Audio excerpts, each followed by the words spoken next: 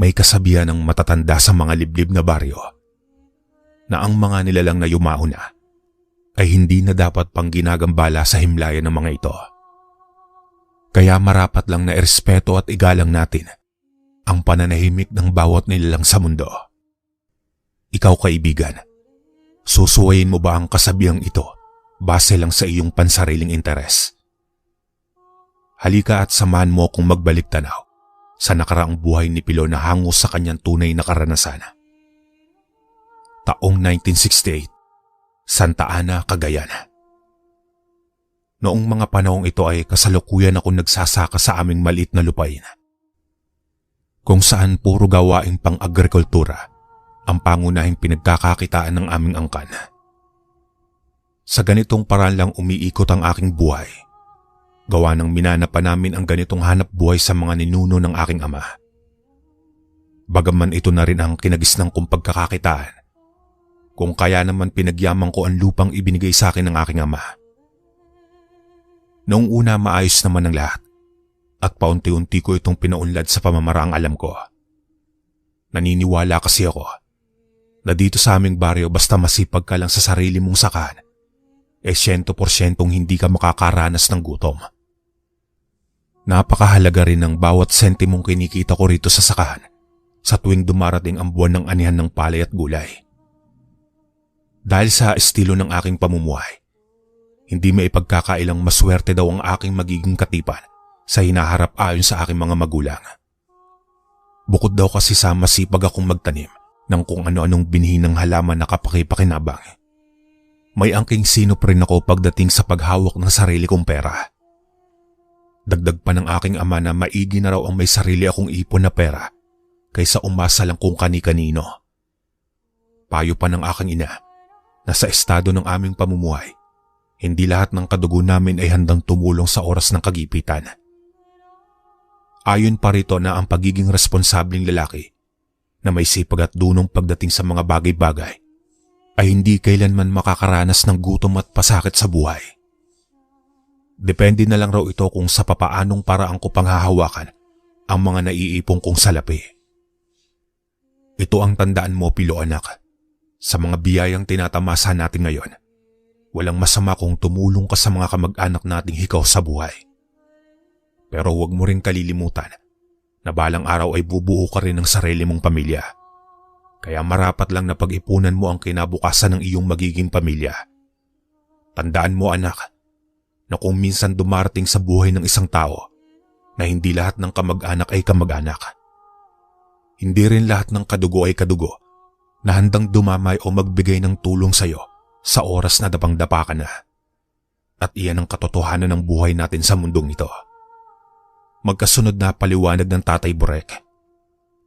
Sa puntong iyon ay tumangulang naman ako sa mga sinabi ng aking ama at inunawa ko ang mga bagay-bagay na tungkol sa mga nais nitong iparating sa akin. Kaya naman sa bawat araw na dumadaan sa aking buhay, gumawa ako ng mabubuting bagay na sang-ayon sa kagustuhan ng aking mga magulang. Makalipas pa ang ilang araw, bagya ako namang namata ng aking kaibigan at kababata na si Ambo. Isa ang kaibigan kong ito sa mga taong naging bahagi ng aking buhay na walang kasing kulit sa mga bagay-bagay na bago sa kanyang paningin. Kung saang-saang parte din ng aming baryo napapadpad itong si Ambo at malimit rin itong makialam sa mga bagay na wala namang kinalaman sa personal niyang buhay. Kung kaya naman palagi rin akong inaabisuhan ng Tatay Borek noon kapag kasama ko ito. Ayon dito, hindi magandang ehemplo itong si Ambo para sa akin. Bukod kasi sa malikot ang kamay nito sa mga bagay-bagay, taglay rin ito ang pagiging suwail sa kanyang mga magulang. Iyon bang kahit sabihan mo ito sa mga bagay na bawal gawin o puntahan ng isang tao, hindi ito magdadalawang isip na sumuway at gawin ang kanyang ninanais. Hindi naman naglaon ay dumating ang isang araw na nakita kami ng Tatay Borek na magkasamang naglalakad sa sentro ng baryo. Saan naman kayo galing ng kaibigan mong ito, Pilo? Ambo, iho, hindi naman sa pinagbabawalan ko kayong magsama ng anak ko. Pero sana lang huwag mong idamay ang aking anak sa mga kalokohan mo. Diretsa ang tanong at paalala ng aking ama. Huwag po kayong mag-alala, Ma'am Borek. Wala naman ho kaming ginagawang masama at maayos na rin ho ako ngayon, hindi kagaya noon. Huwag po kayong mag-alala sa amin ni Pilo dahil hindi ko naman po siya ipapahamak. Magkasunod na paliwanag at katuwiran ni Ambo. Matapos namin makipag-usap sa aking ama, tumangulang naman ito at ipinaalala sa akin na bago tumalikod ang araw sa kalupaan, kailangan ay naroroon na ako sa aming pamamahay. Sa pagpapatuloy ng aming paglalakad sa sentro ng baryo, ngumitilan namang itong si Ambo. Ayon rito mukhang tumatatak na raw ang kanyang kakulitan sa aking ama. Gayon din sa iba naming kababaryo na nakakakilala rito. Ilang saglit pa ay bigla namang binanggit ni Ambo sa akin ang isang matandang lalaki na naninirahan roon sa may dulo ng baryo. Na kung tutuusin hindi na ito sakop ng aming baryo at malapit na ito sa paanan ng bundok. Ayon sa mga haka-haka ng mga taong naninirahan roon, may lahi raw ng aswang ang matandang lalaki. Kung kaya naman para makita ko ang kabuuang itsura ng sinasabi nitong matanda. Walang pagdadalawang isip namin itong pinuntahan, ayon na rin sa kahilingan ni Ambo. Nang marating namin ang kinaroroonan ng pinaghihinalaang aswang, tila wala namang bago sa lugar na iyon, kundi ang isang ordinaryong kubo na para bang niluma na ito ng panahon. Maya-maya pa habang pinagmamasdan ko ang buong paligid, bigla naman lumabas sa entradang pintuan nito ang isang matandang lalaki na pawang puti na ang mga buhok. Kung susuriin ko ang itsura ng matandang iyon, masasabi kong mukha itong ermitanyo at hindi isang aswang. Subalit nang mapansin ng matandang iyon na pinagmamasdan ko ang kabuuang itsura ng kanyang kubo, tumitig lang naman ito sa akin habang nagsasabi ng mga katagang gumulat sa aking kamalayan. Ano bang meron sa aking pamamahay, iyo? At tila titig na titig ka rito, may problema ba sa kubo ko? Isa pa mukhang taga-kabilang baryo kayo at tila hindi pamilyar ang mga itsura ninyo sa akin. Sabihin ninyo may maipaglilingkod ba ako sa gaya ninyong binata? Magkasunod na tanong at paliwanag ng matandang iyon. Pasensya na po kayo, Manong. Sa katunayan, sinamahan ko lang po ang aking kaibigan sa lugar na ito at may mga tao rin kaming napagtanungan na aswang daw po kayo. Mariin kong tugon at paliwanag.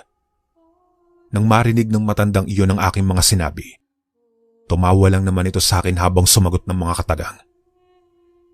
Sino naman ang nagsabi sa inyong aswang ako? Alam nyo, iyo, kung sakasakaling aswang ang paratang ng mga taong napagtanungan ninyo tungkol sa akin, 100% noon pa ubos ang mga tao rito sa baryo. Mahabang paliwanag ng matandang iyon. Dagdag pa nito ay matagal na raw niyang binabantayan ng baryong iyon kontra sa mga aswang na gustong manalasa rito. At ang totoo ay isa din siyang lehitimong albularyo na hindi alam ng kanyang mga kababaryo. Makailang beses na rin daw siyang ipinagtabuyan ng mga ito sa baryong iyon. Ngunit mas pinili pa rin ng matandang iyon na manatili sa kanyang lugar para sa seguridad ng mga tao laban sa banta ng mga amaranhig. Para sa mga hindi nakakaalam, ang aswang na amaranhig ay may dalawang kaanyuan na isang kaluluwa at nabubuhay na bangkay galing sa hukay. Kusang nabubuhay ang mga ganitong uri ng nilalang sa oras na magambala ang lugar kung saan ito namatay o pinatay. May kakayahan din ang mga nilalang na ito na pumatay ng ordinaryong tao gamit ang mundo ng panaginip. Iyon bang sasakaling ka ng mga ito na 100% apektado ang katawang lupa ng isang tao? Tinawag na amaranhig ang ganitong aswang dahil sa kakayahan nitong bumangon at bumalik sa hinaharap. Kahit pa ilang taon nang nakahimlay ang kanilang katawang lupa sa hukay. Noong nabubuhay pa ang mga ganitong uri ng nilalang, isa lang silang tipikal na aswang. Pero kapag napatay na ang mga ito, dito na sila tinatawag na amaranhig. Dahil sa mga inilad sa akin ng matandang albularyo, bagya naman na panatag ang aking kalooban at nawala ang mga agam-agam kong aswang ang matandang iyon. Sa katunayan noong makaharap ko ito, kusang loob pa kaming pinatuloy ni Ambo sa loob ng bahay nito. Sa loob ng pamamahay ng matandang iyon, mga kalakbay, bumungad sa amin ni Ambo ang iba't ibang klase ng sandata na nagmula pa sa ibang panahon. May punyal din ang matandang albularyo na kung tawagin ay pisaw na gawa sa isang metal na tansong dilaw ng mga sinaunang kampana ng simbahan. May hawak rin itong kampilan ni Raha Sulaiman na pinaniniwala ang nakapatay na ng maraming aswang sa dagat na kung tawagin ay Kurita. Sa dami ng nakita kong sandata sa bahay na iyon, hindi ko maipagkakaila na mahigit 100 taon na ang edad ng albularyong iyon. Sa titig mong iyan, iho, nababasa ko ang tanong at sinasabi ng iyong puso't isipan. Pero tama ka nang iniisip, mahigit 100 taon na ako nabubuhay sa mundong ito at marami-rami na rin akong laban na napagtagumpayan. Akala mo ba nasa edad 70 anyos lamang ako? Pero ang totoo niyan 120 na ang edad ko. Gayunpaman, iyo, malinaw pa rin ang aking mga mata at matalas pa rin ang pandinig ko gaya ninyong mga kabataan. Magkasunod na paliwanag ng matandang nagpakilalang si Manong Nihay. Dahil sa aking mga nalaman tungkol sa pagkatao ni Mang Nihay, hindi ko maitatanggi sa aking sarili na labis akong humanga rito. Sa loob-loob ko nga kung nasa 120 na ang edad nito, malamang sa malamang naabutan pa nito ang mga ninuno ng aking ama. Hindi naman nagtagal ay nagpaalam na kami ng maayos at mahinahon sa matandang iyon at bahagya akong napalingong kay Ambo. Dala ng labis itong kahiyan sa sarili. Aminado rin ito sa akin na maling impormasyon ang kanyang nasagap. Dahil kabaligtaran ang sinabi nitong aswang si Manong Nihay. Sa pagbagtas namin ng daan pa uwi sa aming baryo, hindi ko mapigilan ang aking sarili na kantsawan si Ambo. Habang napapangisi ito sa akin na nakatingin dahil aminado ito na nagkamali siya ng paratang sa matandang manggagamot. Ano, Ambo? Iba ka rin sumagap ng usapin na ba? Aswang si Manong Nihay. Grabe ang imahinasyon mo, kaibigan. Mariin kong kantsaw rito. Pasensya na, Pilo. Nadala lang ako sa mga maling haka-haka ng mga tao sa baryong iyon. Pero sabi pa ng mga taong nakausap ko roon, sa loob raw ng kakahuyan may isang pamilya daw talaga ng aswang ang pinatay roon. Mariin paliwanag pa ni Ambo. Ayan ka na naman sa mga sabi-sabi, kaibigan. Hindi mo ba alam na may kasabihan ang mga matatanda na ang mga taong naniniwala sa mga sabi-sabi ay walang bait sa sarili? Mariin kong tugang kay Ambo. Hindi naglao na ito mangulang naman itong si Ambo sa aking mga sinabi. Gayunpaman nang malapit na kami sa aming baryo, iginiit nito sa akin na pwede naman daw naming puntahan ang loob ng kakahuyan para lang mapatunayan na ang mga sinasabi nito sa akin ay pawang katotohanan. Maya-maya pa bigla naman akong tumango rito. Pero hindi ko sinasabing sumasang-ayon ako sa nais nitong mangyari. Napuntahan namin ang kubo ng pamilyang aswang na napatay ilang dekada na ang nakakalipas. Nang makita kami ng Itay Borek na magkasamang naglalakad, bigla naman itong napailing habang nagsasabi ng, "Mukhang galing kayo ni Ambo sa kabilang baryo, tama ba ako, Pilo? Ano bang meron sa baryong iyon at napasama ka na naman sa kaibigan mong gala-anak?" Magkasunod na tanong ng aking ama. Gayunpaman, imbes na sagutin ko ang mga tanong ng aking ama, walang kaabog-abog kong nabanggit rito ang pangalan ni Manong Nihay na siyang ikinagulat ng Tatay Borek. "Itay Borek, kilala ho ba ninyo si Manong Nihay? Pamilyar ho ba siya sa inyo?" Diretsahan kong tanong. "Si Manong Nihay baka mo, anak? Bueno, kilala siya ng aking ama. At sa katunayan ay hindi rin alam ng lolo mo kung saan lupalop nang galing ang matandang iyon. Pero ayon sa kwento ng tatay ko, hindi ordinaryong tao ang matandang iyon. Ngunit magaling raw itong albularyo." Magkasunod na paliwanag ng aking ama. Dagdag pa nito na totoo din daw ang mga inilahad sa akin ni Ambo tungkol sa isang pamilya ng aswang na sabay-sabay pinatay sa loob ng kakauyan na sakop ng baryo nila Manong Nihay. Wala rin makapagsabi kung sino ang pumatay sa pamilyang iyon hanggang sa nalimutan na lang ito ng mga tao roon. Dahil sa aking mga narinig mga kalakbay, bigla namang tumaas ang kuryosidad kong alamin kung ano ang tunay na nangyari sa lugar na iyon. Makalipas pa ang mga araw ay pinayuhan ako ng aking ama na huwag ko ng balaking pang pumunta sa lugar na iyon kung saan pinatay ang pamilya ng mga aswang. Sa mga sumunod pang mga araw, diretsahan ko namang kinumpronta si Manong Nihay upang magtanong ng ilang bagay tungkol sa pamilya ng mga aswang na pinatay. Nang nasa poder na ako ng matandang albularyo, tapat ang sinabi nito sa akin na huwag daw akong papasok sa kakahuyan sa kadahilan ng may mga nakahimlay roon na hindi ordinaryong nilalang.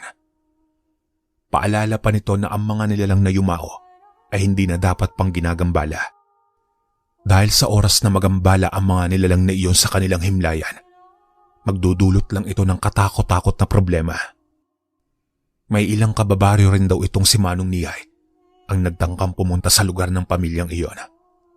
Subalit sa kasamaang palad, makalipas lang ang ilang araw ay namatay rin ang mga ito sa hindi maipaliwanag na kadahilanan. Dahil sa mga sinabi ni Manong Nihay, hindi ko maipagkakaila sa aking sarili na nakaramdam ako ng labis na hilakbot sa buo kong katawan at bahagya rin nanginig ang aking mga kalamnan ng mga oras na iyon. Kung ako sa iyo, Pilo, mas makabubuting ituon mo na lang ang sarili mo sa mas mga makabuluhang bagay. Kalimutan mo na rin iyo ang tungkol sa masalimuot na pangyayari sa buhay ng mga taong iyon at isipin mo na lang na hindi sila kaparte ng mundong ginagalawan natin. Magkasunod na paliwanag ni Manong Nihay. Hindi naglaon na itapatan ko rin sinabi kay Ambo. Nakalimutan na lang namin ang mga bagay tungkol sa pamilya ng mga aswang na pinatay sa baryo nila Manong Nihay. Subalit na marinig naman ito ang aking mga natuklasan, tumawa lang naman ito ng malakas habang nagsasabi ng, "Sus Mariosep, Pilo, patay na ang mga taong iyon, kaya malabo pa sa sabaw ng pusit na mabuhay ang mga demonyong iyon. Isipin mo nga aswang na pinatay sa loob ng mahabang taong nakahimlay. Mabubuhay ng ganun-ganun lang. Kung tutuusin, buto-buto na ang mga lintik na yon. At saka iyang si Manong Nihay, tinatakot lang tayo niyan para masolo ng matandang iyon ang mga itinatagong antigong gamit ng pamilyang aswang. Balita ko pa nga may baryang gawa sa ginto ang pamilya ng mga aswang na iyon. At yan ang hanapin natin kung gusto mo akong samahan roon." Magkasunod na paliwanag ni Ambo. Wala naman akong interes sa yaman na meron ng pamilyang iyon. Ang gusto ko lang malaman kung sino ang gumawa ng karumal-dumal na pagpaslang sa mga taong iyon. Mariin kong paliwanag. Sa puntong iyon ay napaisip naman si Ambo dahil alam niya sa kanyang sarili na hindi ako ganong klase ng tao na basta-basta nasisilaw sa mga kayamanang pinaghirapan ng iba, maging ito man ay aswang o sa ordinaryong tao. Makalipas pa ang mga araw at sumapit na ang anihan ng palay at gulay. Kung kaya naman itinuon ko muna ang aking sarili sa pag-aani ng mga ipinunla ko sa aming sakahan, upang sa gayoy madala ko na ang mga gulay sa pamilihang bayan para ibenta. Habang ang mga palay naman na ginapas at inani ko ng araw na iyon ay matyaga akong ibinilad sa katerikan ng araw. Upang masiguro kung maganda ang kalalabasan nito kapag pinakiskis ko na at para maging bigas. May ilang araw din kaming hindi nagkita noon ni Ambo. Sa kadahilan ng naging abala ko sa aming sakan at sa pagbebenta ng mga sako-sako naming palay. Habang ang iba sa mga ito ay nahanapan ko ng mamimili sa merkado na sila na ang magbibilad at magpapakiskis. Ang lahat ng kinita ko sa aming mga pananim ay buong buo kong ibinibigay sa aking ina para sa aming mga gastusin sa araw-araw. Dahil sa nakasanayan na ng aking ina na hatiin ng aking kinikita sa 3 bahagi, kontento na ako dito. Naglaan rin ako ng pera para sa panibagong binhi sa susunod na taniman. Nang makaluwag-luwag na ako sa oras, muli akong binalikan ni Ambo para magdesisyon kung sasamahan ko ba siya sa loob ng kakahuyan. "Ano, Pilo, sasamahan mo ba akong pumunta at magukay sa paligid ng bahay ng mga aswang? Sabihin mo lang kung maayaw ka na, para naman maisama ko ang iba kong kakilala na gustong kumita ng pera." Magkasunod na paliwanag ni Ambo. Dahil sa mga sinabi nito, dito na rin ako nagdalawang isip kung sasama pa ba ako sa lugar na yon. Gayong nagabili na sa akin ng Tatay Burek at Manong Nihay, nakalimutan ko na ang pagpunta roon. Pero sa isang sulok ng aking isipan, may mga bagay na nagtutulak sa akin na tumuloy ako roon. Hanggang sa sumapit ang 15 ng Marso noon. At sa kauna-unahang pagkakataon, sinuway ko ang habilin ng aking ama at ng matandang albularyo. Maaga pa lang ay pumasok na kami ng kakahuyan nang hindi namamalayan ni Manong Nihay. Sa pagbagtas namin ng daan patungo sa lugar na aming pakay, nakita namin ang malaking kubo kung saan pinaniniwalaan na pinatay ang pamilya ng mga aswang. Gayunpaman nang maihatid na kami ng kakilala ni Ambo, Dali-dali naman itong lumabas ng kakahuyan. Sa pagmamasid ko sa lugar na iyon, tila wala namang bago at parang ordinaryong kubo lamang ito na niluma na ng panahon. Halos sira na rin ang kalahati nito na pawang hindi na pakikinabangan pa.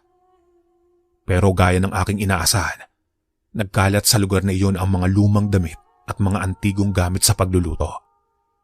May mga napulot rin si Ambo ng mga sinaunang barya na gawa sa pilak. Sa paghuhukay nito sa paligid, nakakita pa itong muli ng isang garapon na naglalaman ng mga gintong barya, na kung susuriin kong mabuti, masasabi kong galing pa ito sa panahon ng digmaan. Kung kaya naman ang makuha na ni Ambo ang kanyang pakay sa lugar na iyon. Paalis na lang kami nang umalingasaw ang masangsang amoy na parang alimuom. Parang amoy ito ng isang bangkay na parang kakaahon lang sa hukay, na amoy amag na hindi ko maintindihan. Nang tuluyan na kaming makabalik sa aming baryo, binigyan ako ni Ambo ng halos kalahating piraso ng barya na nakuha nito sa loob ng garapon na gawa sa ginto. Ayoko sanang tanggapin ang baryang iyon, pero ipinagsiksikan ito ng kaibigan ko sa aking bulsa, sabay tumalikod na sa aking palis. Maya-maya pa nang mahugasan ko sa tubig ang mga baryang iyon at malinis, kaagad ko itong itinago sa aking damitan kung saan ako lang ang nakakaalam. Pero noong sumapit na ang dilim sa buong paligid, dito na ako nakaramdam ng mabigat na presensya. Kasabay pa nito ang mga nakikita kong nilalang na padaan-daan sa harapan ng aming pamamahay, na pawang ako lang ang nakakakita. Hindi ko alam kung ano ang nangyayari sa akin ng mga oras na iyon. Pero habang tinititigan ako ng mga nilalang na iyon, na pawang nanlilisik ang mga mata, ay tila parang mawawalan ako ng ulirat. Pilo anak, ano bang nangyayari sa'yo? At ang lamig naman ng paligid. Pero ang pagmumukha mo ay napakaputla at pinagpapawisan ka pa ng butil-butil sa noo. Diretsahan tanong ng aking ama. Itay, hindi ho ba ninyo nakikita ang mga taong nasa harapan ng ating bakuran? Ay no, Itay. 4 silang nakatitig sa akin. Patanong kong tugon sabay turo sa aming tarangkahan. Ano ba ang mga pinagsasasabi mo, Pilo? Aba dadalawa lang tayong naririto at ang nanay mo ay nag-aayos na ng higaan. Mariing paliwanag ng aking ama. Dahil sa hindi nakikita ng aking ama ang mga nilalang na nakikita ko, kaya minabuti ko na lang na iwasan ang tingin ng mga ito sa akin. Makalipas pa ang ilang segundo ay mas lalo akong nakaramdam ng bigat ng aking katawan. Gayunpaman nang pumasok na kami ng Tatay Borek sa loob ng aming pamamahay, bigla naman naglaho ang mga nilalang na iyon. Kung kaya naman ang buong akala ko ay maayos na ang lahat dahil wala na ang mga nilalang na iyon. Subalit nagkamali ako nang matulog na kami ng aking mga magulang dahil dito na nagkandaletse-letse ang lahat. Wala pa mang 30 minuto akong nakakatulog. Paisa-isa ko nang nakikita sa aking panaginip ang pagmumukha ng mga taong iyon. Pawang mag-asawa ang mga ito na may kasamang isang batang lalaki at babae na pare-parehong sunog ang kalahating muka, tapos ay tad-tad rin ng maraming saksak sa katawan. Ginambala ninyo ang matagal na naming pananahimik sa aming himlayan. Kaya pagbabayaran ninyo ang inyong kalapastangan sa aming mga katawan. Isasama namin kayo sa aming himlayan kasama ang mga taong pumatay sa amin. Magkasunod na tugon ng lalaking iyon sa aking panaginip. Wala akong ninakaw na pag-aari ninyo pakiusap. Kung ninakawan kayo ng kaibigan ko, hindi ko iyong kagustuhan. Mariing kong paliwanag habang sumisigaw na nakapikit. Maya-maya pa bigla ko na lamang naramdaman. Napilit akong ginigising ng aking ama at marahan akong tinatapik ng mga oras na iyon. Naramdaman ko rin ang malakas nitong sampal, kung kaya naman bumalik ang wisyo ko sa katawan. Ano bang pinagsasasabi mo, Pilo anak? Ano ang ninakaw nyo at sino ang kasama mo? Pasigaw na tanong ng aking ama habang nakatitig ako rito.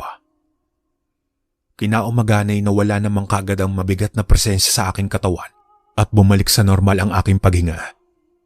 Hindi gaya noong gabing natulog ako na para bang dinadaganan ako ng isang batibat na nilalang. Maya-maya pa ay bigla naman akong sinabihan ng aking ama na pupuntahan namin si Manong Niyay upang masuri ako nito kung ano bang klase ng nilala ang gumagambala sa akin. Nang marating namin ang pamamahay ng matandang albularyo, Sa bukana pa lang ng tarangkahan nito ay walang kabog-abog itong nagsalita sa amin ng aking ama ng mga katagang. Hanggang dyan na lang kayo at bawal kayong mag-ama sa loob ng aking pamamahay. Alam ko na rin ang pakay ninyo sa akin. Mariing paliwanag ni Manong Nihay na labis kong ikinagulat. Pinagsabihan na kita, Pilo, pero hindi ka nakinig. Bagkus ay sinang-ayunan mo pa ang katarantaduhan ng kaibigan mo. Ngayon sa maniwala ka man o hindi, 7 araw mula ngayon mamamatay ang kaibigan mong iyon. Hindi nyo alam kung anong klase ng demonyo ang ginambala ninyo. At ito ang tatandaan mo, iyo, na ang mga aswang na amaranhig ay walang kamatayan.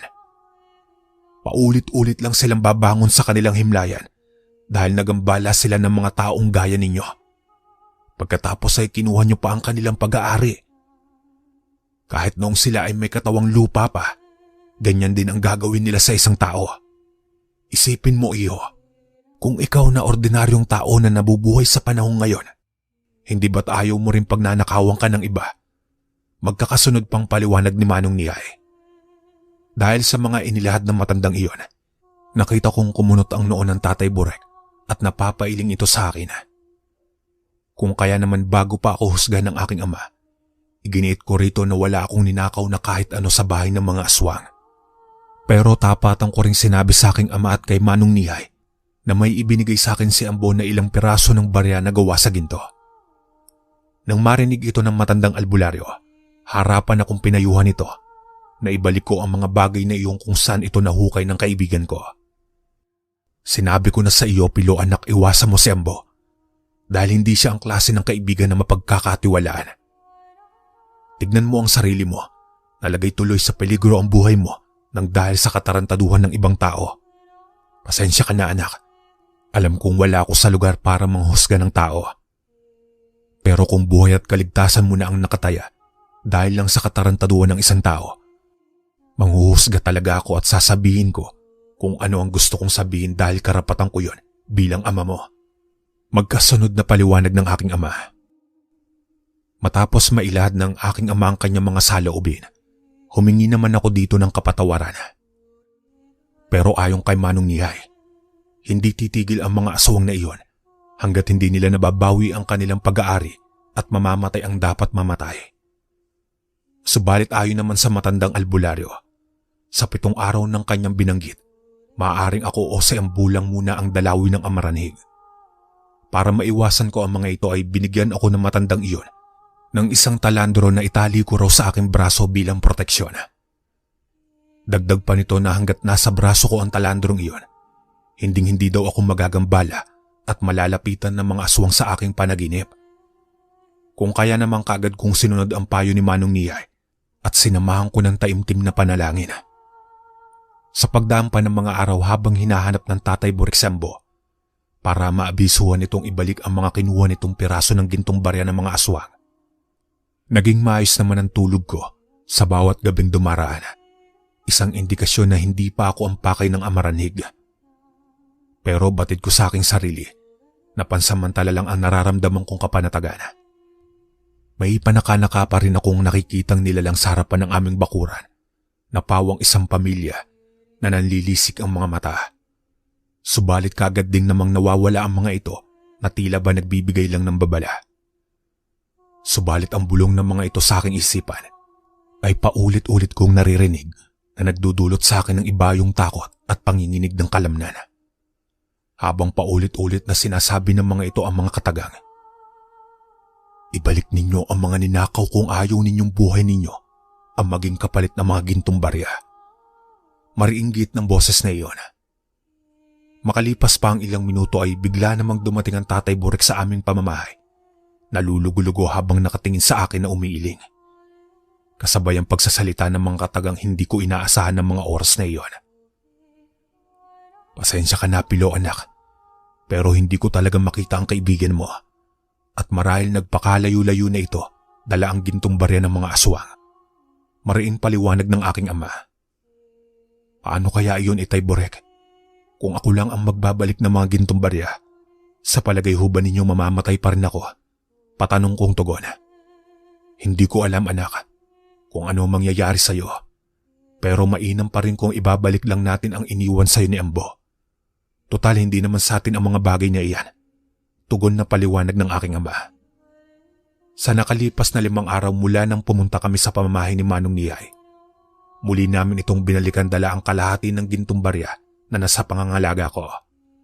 Kasama namin noon ang matandang albularyo. Binagtas namin ang daan patungo sa bahay ng mga aswang. Nang makarating kami sa lugar na iyon, bigla namang umusal ng buhay na salita si Manong Niyay bilang proteksyon namin. Maya-maya pa ay bigla namang lumitaw sa aming harapan ang isang pamilya na nakita ko sa aking panaginip.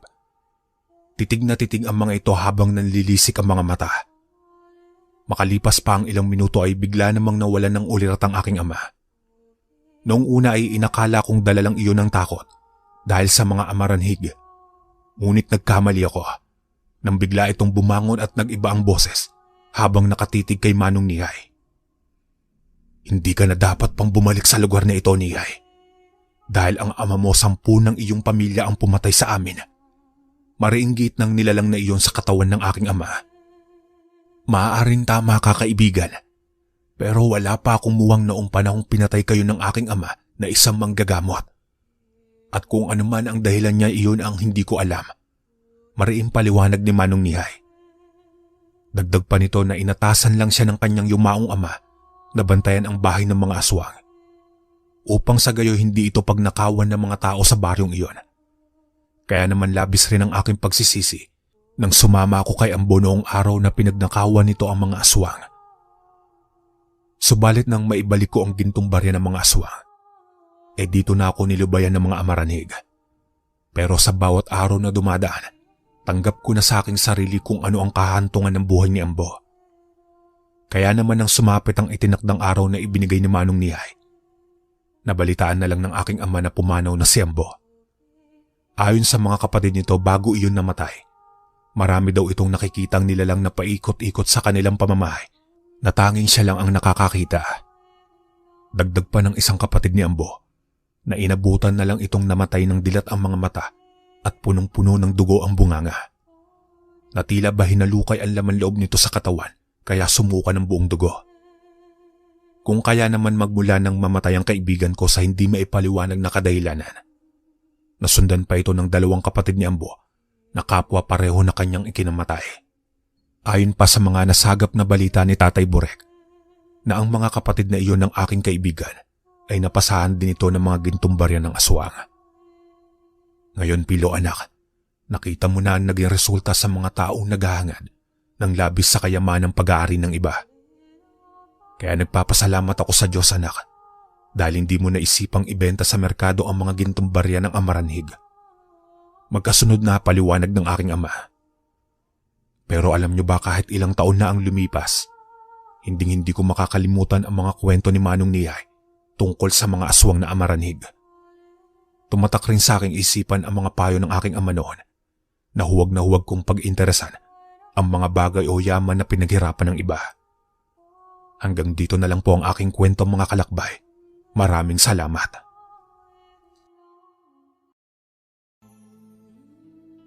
Nakakita ka na ba ng prosesyon sa buong buhay mo? Ang tinutukoy kong prosesyon ay ang pagpaparusa ng engkanto sa mga aswang na kung tawagin ng mga albularyo ay prosesyon ng Erosanto. Ating balikan ang nakaraang buhay ni Bibot base sa kanyang tunay na karanasan. Taong 1965, Gandara, Samar. Noong mga panahong ito ay kasalukuyan akong nabibilang sa angkan ng mga manggagamot. Bagaman kilala ang pamilya namin sa aming lugar, kung kaya naman hindi na bago sa akin ang mga bagay-bagay tungkol sa mga aswang at engkanto. Ayon kasi sa Lolo Anot, ang lugar daw namin ay isa sa mga pinaniniwalaan ng matatandang albularyo na lagusan patungo sa sinasabi nilang syudad ng Biringan. Bagaman bata pa ako ng mga panahong ito, kung kaya naman hindi ko pa gaanong nauunawaan ang mga bagay-bagay tungkol sa mga lagusan o portal. Ang tanging alam ko lang noong mga panahong ito, totoo ang mga aswang at engkanto na naglipa na sa mga bulubundukin ng Gandara. May mga naririnig pa akong usap-usapan noon tungkol sa tinatawag nilang prosesyon ng Erosanto na labis ko naman pinagtatakahan. Pero ayon sa Lolo Anot, na ang prosesyon na iyon ay pawang kinabibilangan ng matataas na uri ng mga engkanto. Isa daw itong pagpapasakit kung saan pinaparusahan ng mga nilalang na iyon ang mga nahuhuli nilang aswang na gustong manalasa sa mga baryo. Isa daw itong pagpapakita ng mga engkanto na dito sa amin ay walang puwang ang mga kampo ng demonyo. Dagdag pa ng Lolo Anot na kapag sumasapit ang mga ganitong panahon, tanging mga albularyo at antingero lang ang nakakakita sa prosesyon na iyon. Sa tuwing ginagawa ng mga engkanto ang prosesyon na kanilang nakasanayan, 100% sinisiguro ng mga ito na walang inosente ang madadamay o makakakita. Dagdag pa ng lolo ko na kapag alam nilang may magaganap na parada ng mga aswang, ay agaran nilang inaabisuhan ng mga tao. Dahil sa mga inilahad ng lolo ko, aminado kong tumaas ang kuryosidad ko na makakita ng mga aswang na pinahihirapan ng mga engkanto. Gayon din ang pasakit na dulot nito sa mga nilalang na nasa panig ng kaliwa. Sa paglipas pa ng mga araw ay nagpatuloy lang ako sa aking buhay. Subalit habang umuusad ang aking edad, tila nag-iiba rin ang pananaw ko sa buhay. Kung kaya naman tapatan ko ring sinabi sa Lolo Anot na gusto kong sundan ang kanyang mga yapak bilang albularyo at antingero. Dahil sa aking mga sinabi, ngumiti lang naman ito sa akin habang marana hinihimas ang ulo ko. Kasabay ang pagsasalita nito ng mga kataga na gumulat sa aking wisyo ng araw na iyon. Bibo at apo, walang masama sa mga bagay na gusto mong gawin at tahakin dahil nasa dugo mo naman talaga ang pagiging manggagamot. Ang tanong ko lang sa'yo, handa ka bang makita ang mga nilalang na nakikita ko? Ang ibig kong sabihin, apo, kung handa ka bang makakita ng mga aswang at engkanto sa malapitan. Kasi ay kung hindi ka pa handa sa ganong sitwasyon iyo, mas makabubuting ituon mo na lang ang sarili mo sa mas makabuluhang bagay. Dahil hindi lahat ng nilalang na makikita mo ay pawang mababait gaya ng iniisip mo. Sa katunayan, apo, ang iba sa kanila ay maras at agresibo na may kakayang pumatay ng mga ordinaryong tao. Kaya pag-isipan mong mabuti ang landas na gusto mong tahakin. Pero kung desidido ka na sa iyong nais, sabihan mo lang kaagad ako at ako na mismo ang magtuturo sa iyo ng mga bagay na nais mong malaman. Magkakasunod na paliwanag ni Lolo Anot. Matapos mailahad ng lolo ko ang mga bagay na nais nitong iparating sa akin, dito na ako napaisip ng malalim kung delikado nga ba akong maging albularyo. O baka naman naisip ko lang maging manggagamot dahil gusto kong masilayan ang prosesyon ng Erosanto sa kung papaano pinapahirapan ng mga aswang na nagtatangkang sumalungat sa mga engkanto. Dagdag pa ng lolo ko na noon pa man ay ayaw na ng Erosanto sa mga aswang na magtayo ang mga ito ng isang pugad o kahit maliit na komunidad sa amang dako ng aming baryo. Subalit sa bawat taon na dumaraan, hindi po pwedeng walang manghihimasok sa pamantayan ng mga engkanto. Kung kaya naman tapatang din sinabi sa akin ng Lolo Anot na hindi biro ang maging antingerong manggagamot. Dagdag pa nito na ang pagiging manggagamot ay nangangailangan ng malawak na pangunawa, mahabang pasensya at tapang, kung saan hindi uso sa isang antingero ang pusong mamon at awa. Sa estado kasi ng mga gaya ni Lolo, nakadepende rin ito sa isang sitwasyon. Dahil sa mga sinabing iyon ng lolo ko, walang pagdadalawang isip ko namang inihanda ang aking sarili sa landas na gusto kong tahakin sa hinaharap. Halos araw-araw ay nagbabasa ako ng mga buhay na salita sa libreta ng lolo ko. Gayon din sa mga kasanayan sa pagtatanga ng mga bertud at mutya. Ipinakita ko rin sa Lolo Anot ang determinasyon ko na mapabilang sa malalakas na manggagamot na pwedeng makipag-ugnayan sa mga Erosanto. Makalipas pa ang mga araw ay naging maayos naman ang lahat, kasabay ang aking dedikasyon na maging mabalasik na antingero. Bibot, apo, marami-rami ka nang natututunan sa pagiging manggagamot at antingero. Walang duda na marami ka na rin napapagaling na tao sa baryo natin. Marami ka na rin binanggang mambabarang at mangkukulam na nagpapakalat ng malalang sakit sa mga karatig baryo. Ang kailangan mo na lang gawin ay patunayan sa samahan ng mga manggagamot na kaya mo nang pumatay ng mga aswang. Pero hindi iyon madaling gawin dahil 100% na makikipagsabayan sa iyo ang mga nilalang na iyon para sa kanilang buhay. Magkakasunod na paliwanag ni Lolo Anot. Matapos kong marinig ang mga sinabi ni Lolo, ay mahinahon naman akong tumango rito bilang pagsang-ayon. Kung kaya naman mas lalo pa ako nagpalawak ng aking kaalaman sa aspeto ng lihim na karunungan. Upang sa mga susunod ko pang pakikipaglaban sa iba't ibang nilalang, ay masigurado ko ang aking pagkapanalo. Gayunpaman sa bawat araw na nakikipagtangguli ako sa mga nilalang na nasa panig ng kaliwa, nababanag ko sa pagmumukha ng Lolo Anot ang pangamba at pagkabahala. Hanggang sa nagdesisyon ako maglibot sa mga kabundukan na malapit sa aming lugar na sinang-ayunan naman ng lolo ko. Halos pinabaunan rin ako ng mga mutya, bertud at sandata bilang bahagi ng aking pagsasanay sa pakikipagpatayan sa mga aswang. Isang umaga noon habang maganda ang sikat ng araw, nag-ayos ako ng aking mga dadalhin sa bundok nang bigla naman akong paalalahanan ng lolo ko. Ayon rito, pumayag siyang mamundok ako para sanayan ang aking sarili. Hindi sa kung ano pa man ang nais kong patunayan sa samahan ng mga antingero at manggagamot. Tandaan mo, Bibot, hindi ka aakyat ng bundok para patunayan sa ating mga kasamaan na ikaw ang pinakamalakas sa lahat. Aakyat ka ng bundok para patunayan sa ating angkan na kaya mong sabayan ang mga demonyo. Kung papalarin ka naman, mapapatunayan mo rin sa mga erosanto na pwede ka nilang maging kaisa sa pagpaparusa ng mga aswang. Magkakasunod na paliwanag ni Lolo Anot. Matapos kong makalap ang mga habilin nito ay humayo na akong mag-isa paakyat ng bundok. Subalit sa paanan pa lang nito, marami-rami na akong nasisilayan ng mga elemento na bahagi ng kabilang mundo. Tila ba normal na lang din sa akin ang makakita ng mga tikbalang, kapre, tayho at kung ano-ano pang mga maligno. May pagkakataon rin na ginagabayan ako ng mga duwende sa lugar na nais kong puntahan. Subalit habang nasa kalagitnaan ako ng gubat na iyon, walang sabi-sabi kong nakasalubong ang isang matandang ermitanyo na nakangiti sa akin habang nagsasabi ng mga katagang gumulat sa aking wisyo. Magandang araw sa iyo, Amang. Mukhang taga-kapatagang ka na baguhang antingero at albularyo. Ano ang pakay mo sa lugar na ito? Naghahanap ka ba ng mga demonyo na maiaalay mo sa mga erosanto? Alam mo bang delikado sa lugar na ito?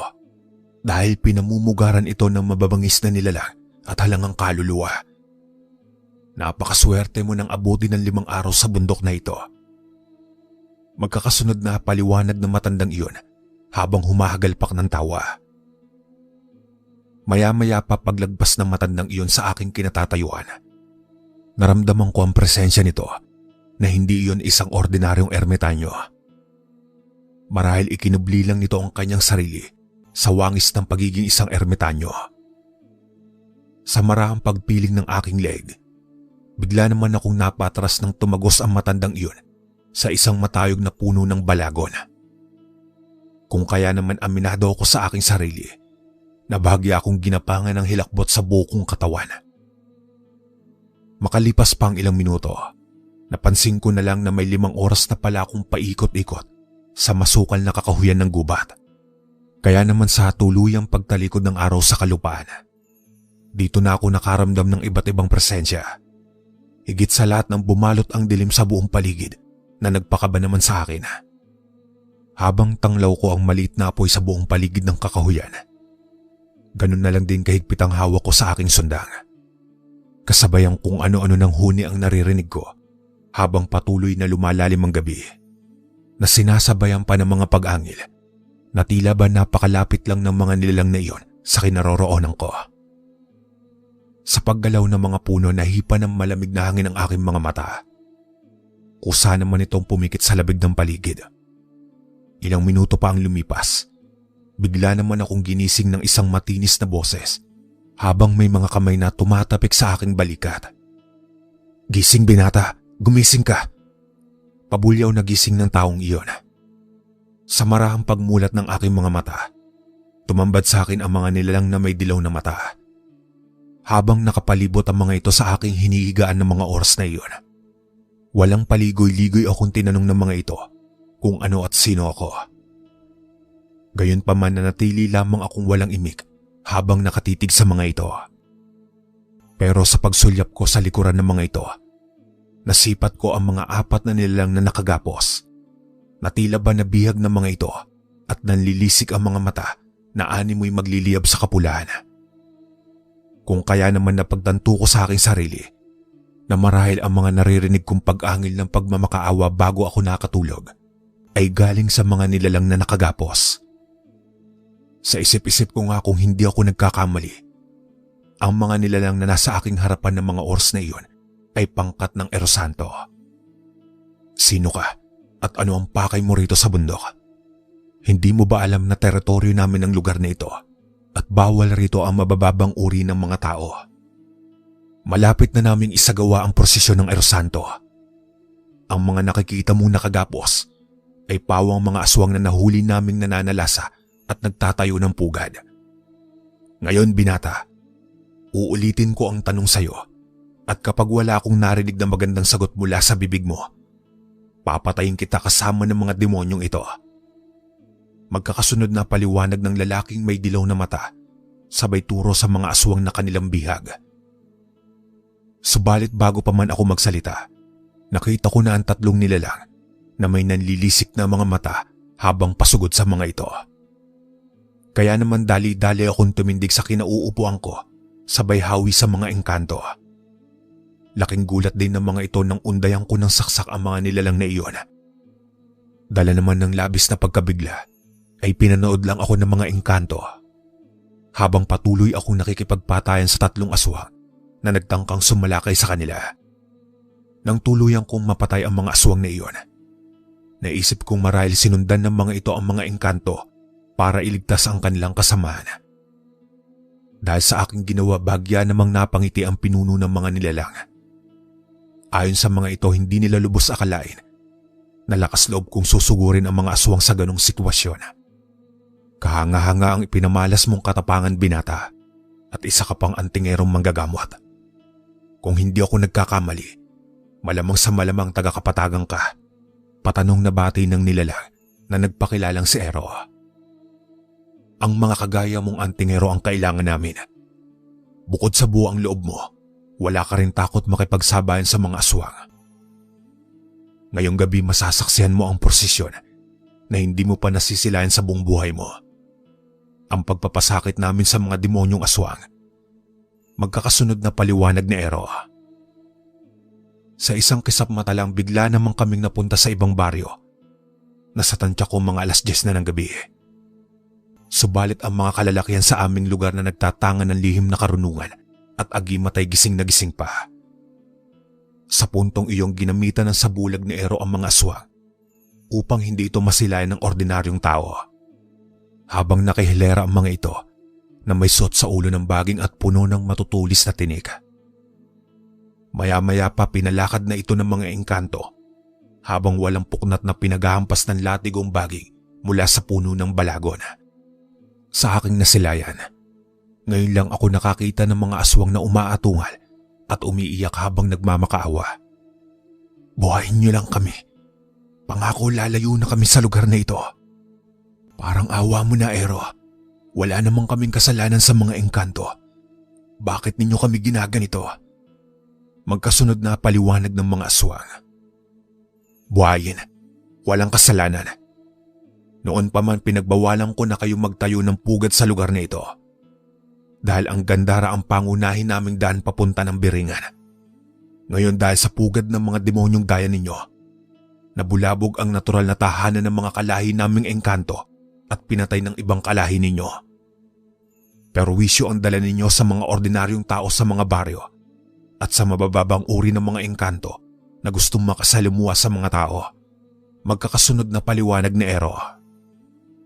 Dagdag pa nito sa akin mga kalakbay, na taon-taon na lang hindi bababa sa isang tribo ng mga aswang ang kanilang ipinaparada sa aming baryo bilang babala. Kaya naman matapos naming maikot ang mga aswang sa baryo inakala kong tapos na ang palabas na iyon. Pero walang sabi-sabing gumamit ng Mike Casero para madali kaming makabalik sa bundok kasama ang mga aswang. Pagdating namin sa gitna ng kakahuyan, bigla namang sumulpot ang matandang ermitanyo na nakita ko noong umaga na tumagos sa puno ng balagon, sabay sabi ng, ang akala ko binata isa ka lamang ordinaryong tao na walang alam sa aspeto ng lihim na karunungan noong una tayong magkita. Pero nagkamali ako dahil malakas ka palang antingero. Ang nakita mo noong umagang tumagos ako sa puno ng balagon ay bahagi lang ng malakas na kapangyarihan ng isang Erosanto. Kung hindi mo na itatanong iyo, si Ero ang aking anak na isa sa malalakas at tagapagbantay ng inyong baryo. Ang mga kasama niya ay kawal ng biringan. Pero huwag kang mag-alala dahil kaibigan sila. Magkakasunod na paliwanag ng matandang lalaki na nagngangalang Artemio. Dahil sa aking mga nalaman, bukas palad akong tinanggap ng mga Erosanto bilang kaisa nila sa kanilang layunin na protektahan at pangalagaan ang buong lalawigan ng Gandara. Hindi naglaon matapos ang prosesyon ng Erosanto sa aming baryo. Bigla naman nagsalita ang ama ni Ero. Tapusin na ninyo ang pagpapahirap sa mga demonyong iyan at isabit nyo sa mga puno na pag-aari ng mga engkanto bilang pagpapakita ng ating malakas na kapangyarihan. Maraming utos ni Mang Artemio. Bago pa sumilay ang bukan liwayway, walang pagdadalawang isip naman na isinabit ng mga ito ang mga aswang sa magkakaibang puno sa bundok. Habang may mga linta ito sa kanilang mga katawan na paunti-unting sinisipsip ang dugo ng mga nilalang. Pero ayon naman kay Mang Artemio, ay hindi ordinaryong linta ang mga iyon. Dahil nanggaling pa ang mga ito sa mga itim na engkanto na kanilang nakasama sa digmaang kontra sa mga aswang noong mga nagdaang dekada. Ngayong nakita mo na ang malakas na kapangyarihan ng mga Erosanto, huwag kang matakot na makipagpatayan sa mga aswang. Dahil 100% nasa likod mo ang suporta namin. Kaya tanggapin mo ang hiyas na ito, iyo. Dahil malaki ang maitutulong niyan sa iyo sa hinaharap bilang manggagamot. Pakatatandaan mo rin, iyo. Sa oras na may makaengkwentro kang ibang pangkat ng mga engkanto, ipakita mo lang niya at tutulungan kanila kapag nasa alanganing kang sitwasyon. Magkakasunod na paliwanag ni Mang Artemio. Sa tuluyang kong paglabas ng kakahuyan, mahinahon naman ako nagpaalam kay Ero at Mang Artemio na uuwi na muna ako pansamantala. Pakiramdam ko ng mga oras na iyon ay napakarami kong nasilayan at napuntahang kasama ang mga engkantong Erosanto. Sa isang iglap lang ay nagkaroon din ako ng natatanging hiyas ng mga ito na may pangkalahatang gamit. Hindi lang bilang proteksyon, kung hindi magagamit ko rin sa panggagamot. Sa tuluyang kong pagbabalik sa aming pamamahay, napansin kagad ng Lolo Anot ang suot kong kwintas na may palawit na hiyas ng mga Erosanto. Maya-maya pa bigla naman itong lumapit sa akin habang pabulong na nagsasabi ng, nakita kita sa prosesyon ng Erosanto, Bibot. Hindi ba't magandang masilayan ng malapitan ang pagpapasakit ng mga aswang? Habang ang mga kasama mong engkanto ay tila nagbalat kayong mga tao na may hilay-hilang lubid at nakatali ang mga aswang na nasa wangis ng mga kambing at tinahampas ng baging. Ganyang kalupit ang mga Erosanto sa tuwing may nagaganap na parada. Ang lahat ng nadadaanan ninyong kalalakihan noong gabi ay pawang mga antingero, albularyo, bertudes at magmumutya. Lahat kami apo ay may mataas na antas sa aspeto ng lihim na karunungan. Kung kaya nakikita namin ang totoong wangis ng mga aswang at engkanto. Magkakasunod na paliwanag ni Lolo Anot. Dagdag pa nito na masero siya para sa aking nakamit. Bunga ng pakikipagsapalaran ko sa bundok. Bukod kasi sa naging kaisa ako ng malalakas na uri ng mga engkanto, ay nakuha ko rin ang malaking tiwala ng mga ito. Subalit ang higit na hinangaan sa akin ng lolo ko ay ang ipinagkaloob ng mga ito na isang klase ng makapangyarihang hiyas. Kaya naman pinayuhan ako ng Lolo Anot na pag-ingatan ko ang hiyas na iyon at huwag kong iwawaglit sa aking katawan. Sa mga sumunod pang araw, naisipan kong maglibot sa mga karatig baryo upang alamin kung may mga aswang ba na namumugad sa mga ito. Sa paglilibot ko sa mga baryo, tila hindi mga aswang ang aking nasisilayan, bagkus mga engkanto o iyon bang engkantado na kalahating tao. Sa pagpapatuloy ng aking paglalakad, bigla naman akong hinarang ng 3 kalalakihan sa ikatlong baryo na aking pakay. Habang kitang-kita ko sa pagmumukha ng mga ito ang kapula ng kanilang mga mata. Pero base sa aking nakikita, tila may pinangangambahan ang mga ito habang marahan na nagtatanong ng, "Ikaw ba si Bibot, ang antingerong manggagamot na galing sa ikatlong baryo? Kung ano man ang pakay mo rito sa amin ay kalimutan mo na. Isang paalala lang kaibigan, hindi kami tumatanggap ng panauhin sa aming baryo. Dahil abala kaming lahat sa pagsasaka sa kanya-kanya naming lupain. Tahimik ang baryong ito at wala kaming piniperwisyong tao. Isa pa ayaw naming masangkot sa anumang kaguluhan sa pagitan ng mga mapansamantalang engkanto at aswang." Magkakasunod na paliwanag ng mga lalaking iyon. "Kaibigan, hindi ako nagpunta rito para makipagpatayan. Narito ako para mag-abiso. Nalisanin na ninyo ang inyong baryo bago pa kayo matunton ng mga engkantong erosanto. Mariin kong paliwanag. Sa tingin mo ba may tatanggap na baryo sa amin gayong may dugo kami ng aswang? Uulitin ko sa iyo, antingero. Nagtayo kami ng pugad malayo sa mga tao. Hindi para manalasa o pumatay ng mga inosente. Kaya walang rason ang mga erosanto para ipagtabuyang kami na parang mga aso. Dahil bilang kinatawan ng baryong ito, alam ko kung saan kami lulugar at kontrolado ko ang aking nasasakupan. Pero kung gagamitan nila kami ng dahas para sa kanilang pamantayan, ngayon pa lang sasabihin ko na sa iyo na makikipagpatayan kami sa mga engkanto kung kinakailangan." Magkakasunod na paliwanag ng matandang aswang. Sa puntong iyon napaisip naman ako, sapagkat may punto rin ng mga pinuno ng mga aswang na iyon. Pero gaya ng aking inaasahan, nakarating kay Mang Artemio ang pakikipag-usap ko sa mga aswang na sarot. Dahil sa pangyayaring iyon, bigla naman ako nagkaroon ng agam-agam sa pinuno ng mga engkanto. Sa pagbabalik ko sa aming pamamahay, inabutan ko ron si Mang Artemio kasama ang mga kawal nito at si Ero. Habang si Lolo Anot naman ay nanatiling walang imik habang nakatitig sa akin ang mga engkanto na nasa wangis ng ordinaryong tao.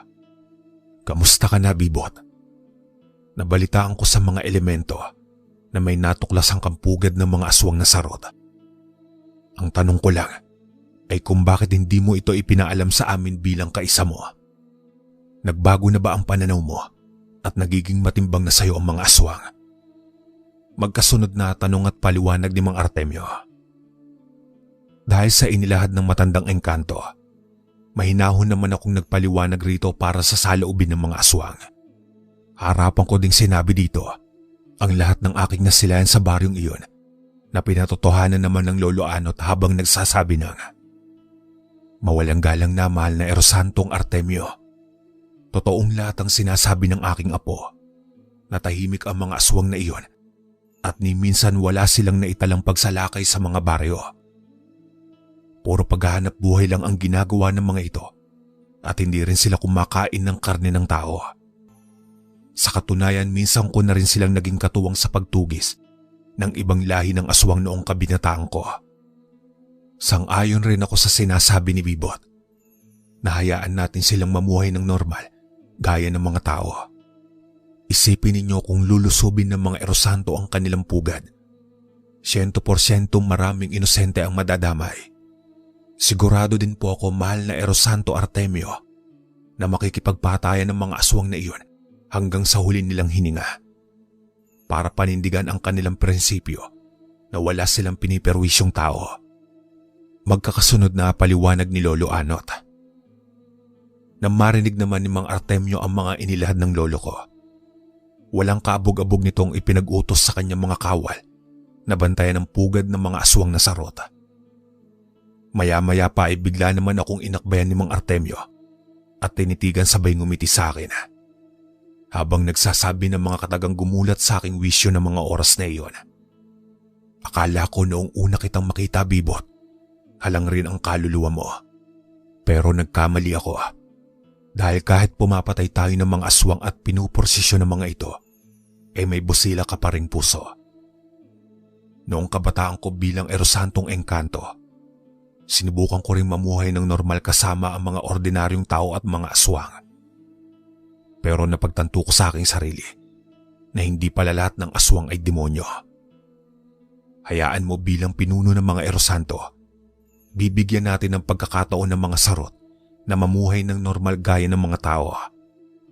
Pero kapag gumawa sila ng hindi ka nais-nais sa mga baryong nasasakupan ko, papatayin ka namin kasama ang mga aswang na iyon. Itanim mo iyan sa utak mo, Bibot. Dahil sa sitwasyong ito walang magaganap na paglilitis. Mabuti kaming kaibigan, pero masama kaming kaaway. Ang lahat ng antingero at albularyo nagtraidor sa amin ay pinatay naming lahat. Magkakasunod na paliwanag ni Mang Artemio sabay himas sa ulo ko. Matapos kong marinig ang mga sinabi nito, mahinahon naman ako nagpahayag ng aking pagsang-ayon na kapag sumira ang mga aswang na iyon sa kanilang prinsipyo, ako na mismo ang tutugis sa mga ito para parusahan at iparada sa buong baryo ng Gandara. Makalipas pa ang mga araw, nakipagtulungan naman ang mga sarot na mahuli ang mga aswang na balbal at mga alok na pasimpleng nagdanakaw na mga patay sa may sementeryo. Maging ang mga umagob noon na harap-harapan kong nakawin ang nakaburol sa lamay ay tinugis namin ni Ero ng walang pag-aalinlangan. Kung noon tuwing Biyernes lang ng gabi isinasagawa ng mga erosanto ang prosesyon sa pagitan ng alas 8 hanggang alas 10, ngayon ay 3 beses na sa isang linggo ang parada ng mga aswang. Dumarating din kami sa punto na iba't ibang lahi ng mga aswang ang aming pinuprosesyon sa mga baryo kasama ang pangkat ni Ero. Nariyan ang mga tiktik, paraduno, mangalok, balbal at kung ano-ano pang klase na mapagsamantala sa mga tao, buhay man o patay.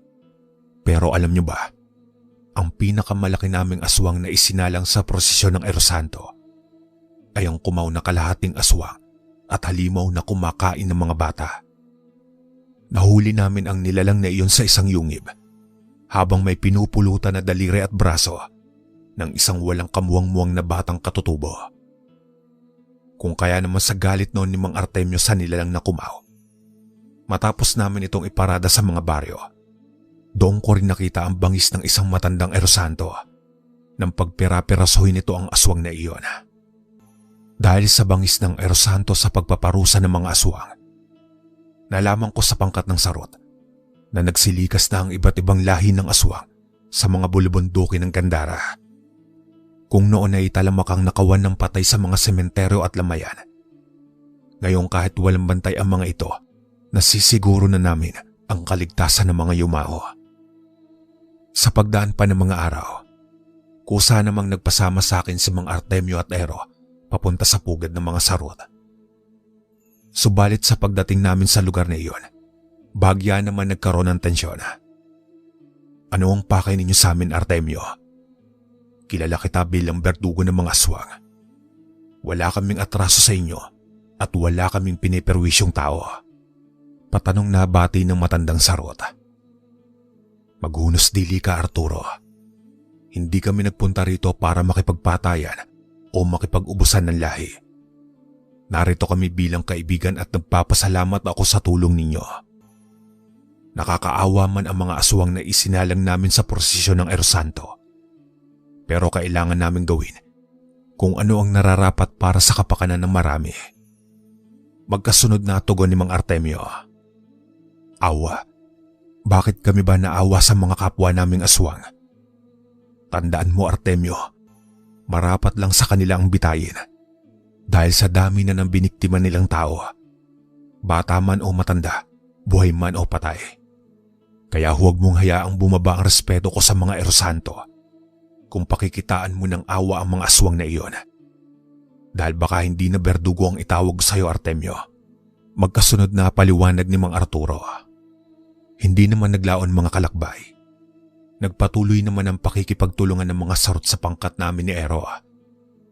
Halos gabi-gabing umiikot ang mga ito sa mga baryo at kakahuyang bilang mga dambuhalang aso. Sa paglipas pa ng taon, ipinagpatuloy ko ang aking pagiging manggagamot sa aming baryo gamit ang hiyas ng mga Erosanto. Kahit hindi na ako gaanong kaaktibo sa prosesyon ng Erosanto, patuloy pa rin itong pinaiiran nila mga Artemio at Ero bilang babala sa mga aswang na mag-aasik ng kademonyoan sa mga baryo. Gayon pa man sa pag-usad ng aking edad, patuloy na nagsalinlahi ang kwento ng matatandang antingero at albularyo sa aming lugar. Lalong-lalo na ang tungkol sa isang parada na minsan kong nasilayan sa buong buhay ko simula nang magtangan ako ng lihim na karunungan. Walang iba kung hindi ang prosesyon ng pagpapasakit sa mga aswang na tinatawag ng mga ito na prosesyon ng Erosanto. Hanggang dito na lang po ang aking kwento, mga kalakbay. Maraming salamat.